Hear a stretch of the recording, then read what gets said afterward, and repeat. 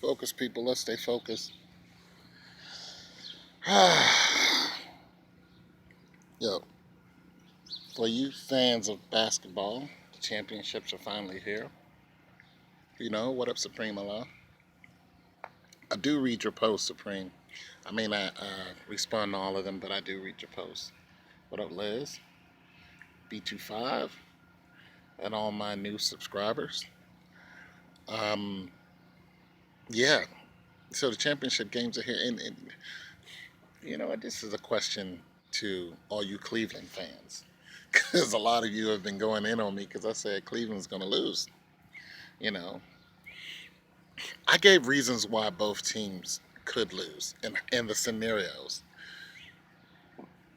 But, you know, give me 5 reasons why you want Cleveland to win. I mean, other than you're a LeBron James fan, Irving, Love, Thompson. I mean, other than other than you live here in Ohio, I live in Ohio. I can care less who wins. But I can give you, if I did care, I'll give you 5 reasons why I do want Cleveland to win, and I'll do 5 reasons why I don't want Cleveland to win. My next video. 5 reasons why I do want Cleveland to win. One, just pure economics.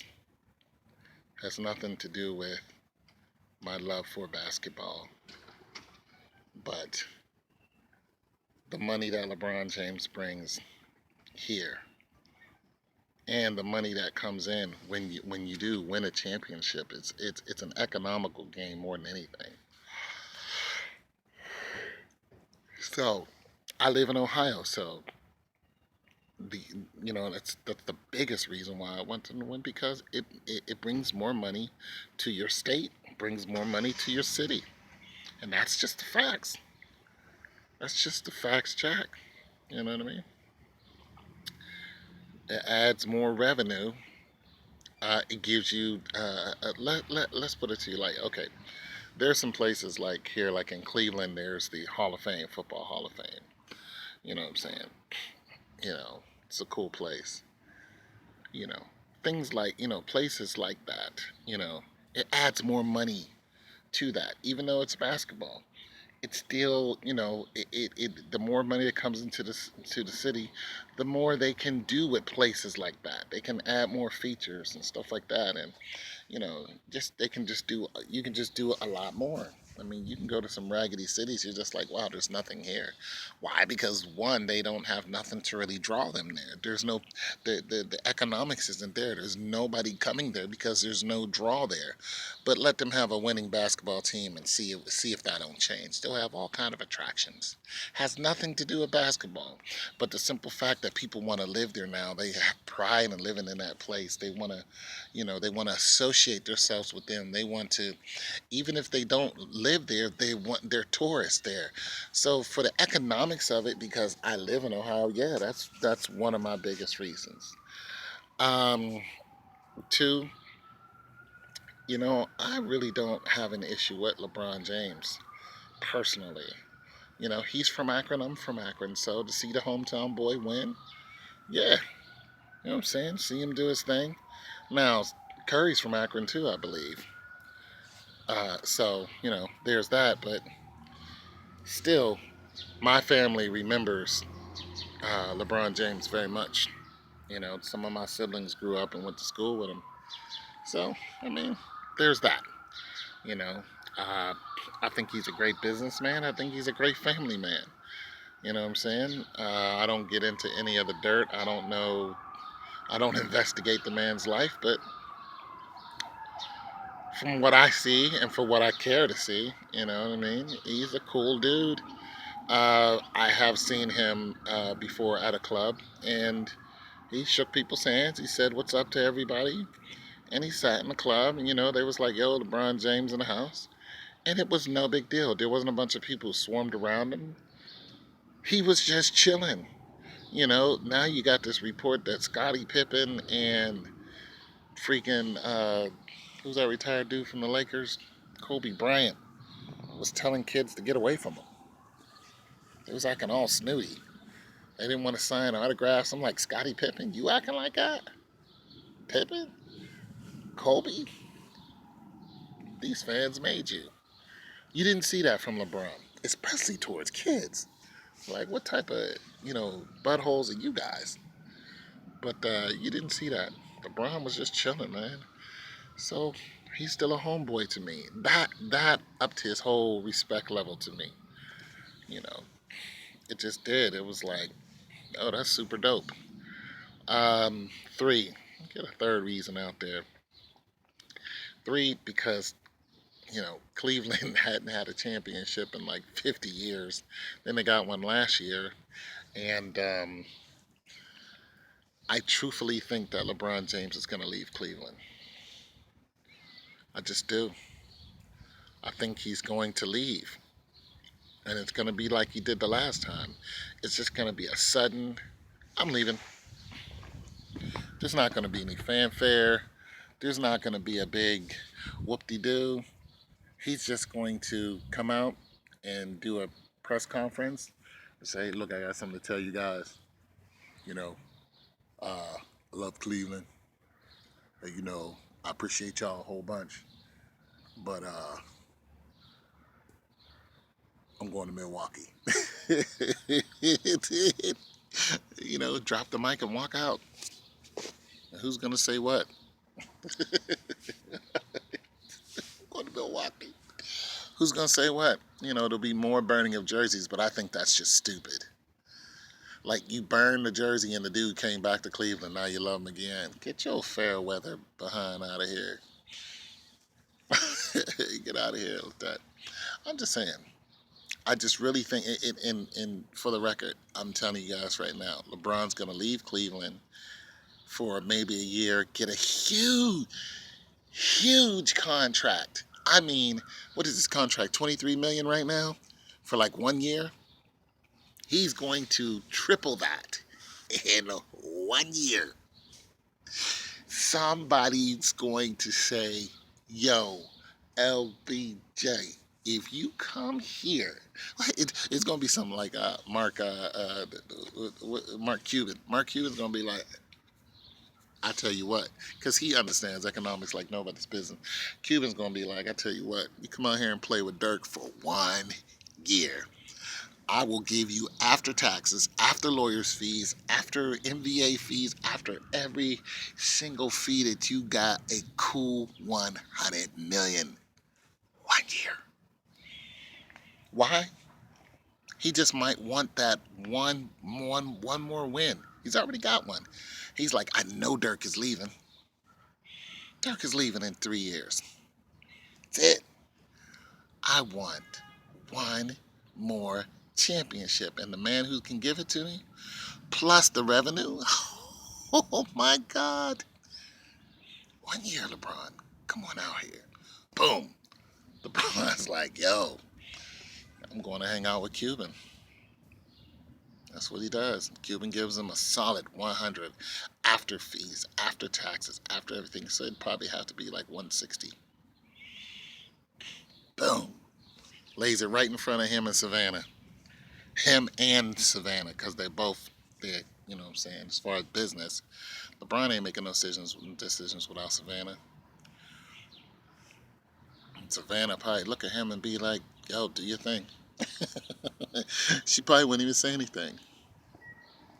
Savannah probably kiss him on the cheek and walk away and go make dinner. My baby did it again. What you want? I'm just saying. Uh, 4. What's my 4th reason? It's hard to get past that. Well, 4, because the excitement that I'm gonna tell you something. I wouldn't know nothing about Kyrie Irving unless there was a LeBron James. I wouldn't know nothing about him. I just wouldn't. And I kind of like the Irving. He's a fun player. He's controversial. He's a flat earth thinker. He's outspoken with his thinking. Uh, And I don't really watch him play, but I could stand to watch his highlights. I made a video about him in Flat Earth, when they start questioning him. But I dig him as a player. I mean, like I said, I don't watch too much ball, but I dig him as a, well, excuse me, I dig him as on a personal level. You know, not, I mean, I know he's an exciting player, but I like the angles that he comes from when they start interviewing him.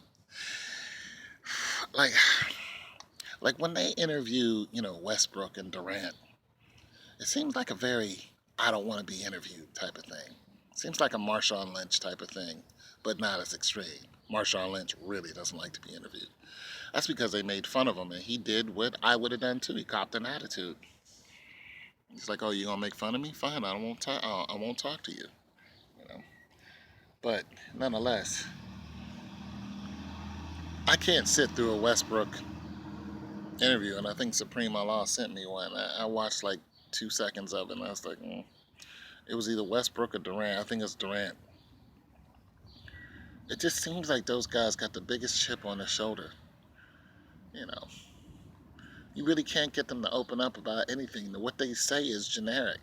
Well, we went out there to play, just do the best we could, and it turned out in our favor.